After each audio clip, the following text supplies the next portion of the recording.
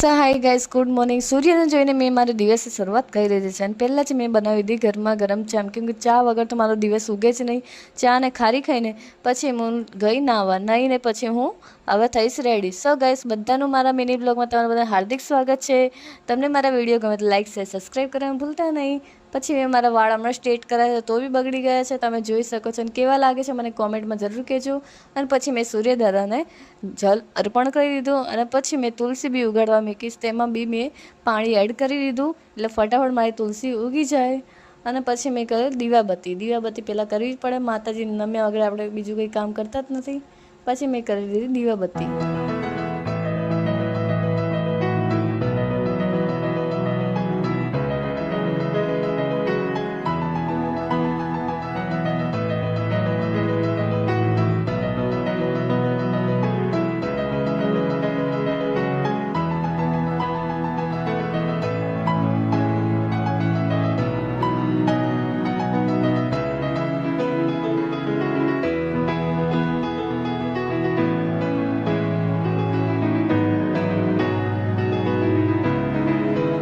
પછી મેં મારી એક્સરસાઇઝ ચાલુ કરી દીધી. ડેલી હું 1 કલાક એક્સરસાઇઝ કરું જ છું.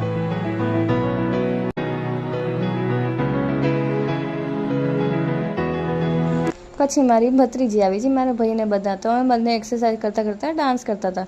તે એકલી ડાન્સ કરવા લાગી અને મારા ભાઈ શાંતિથી બેઠા છે. આજે એમનું જમવાનું અહીંયા જ છે. ને પછી જોયું તો મારા ઘેર કૂતરું આવી ગયું છે. ડેલી અહીંયા બેસવા આવે જ છે. મેક્સ, એને મેં નામ મેક્સ પાડ્યું છે. અને પછી સાંજ પડી ગઈ, હું અને મારી નણંદ બંને નીકળી ગયા પકોડી ખાવા માટે, કેમ કે અમને બંને ડેલી સાંજ થાય એટલે ભૂખ લાગી જાય છે. એટલે મેં કીધું ચાલ આપણે પકોડી ખાઈને આવીએ.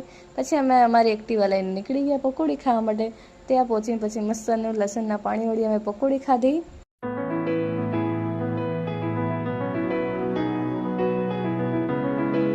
પછી અમે આવી ગયા ઘરે. રાતનું જમવાનો ટાઈમ થઈ ગયો એટલે મેં બનાવી દીધી વઘારેલી ખીચડી, કેમ કે પકોડી ખાઈને તો પેટ ભરાઈ જ ગયું હતું. એટલે મેં કીધું હવે ખીચડી બનાવી દઈએ. મસ્તની વઘારેલી મેં ખીચડી બનાવી. ખીચડી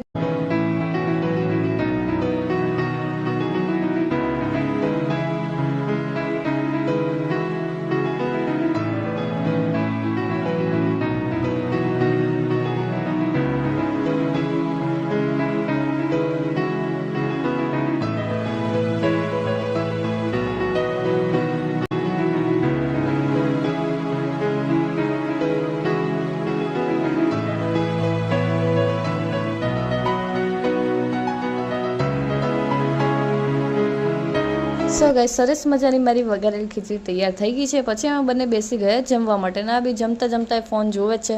પછી એને દેખાઈ ગયો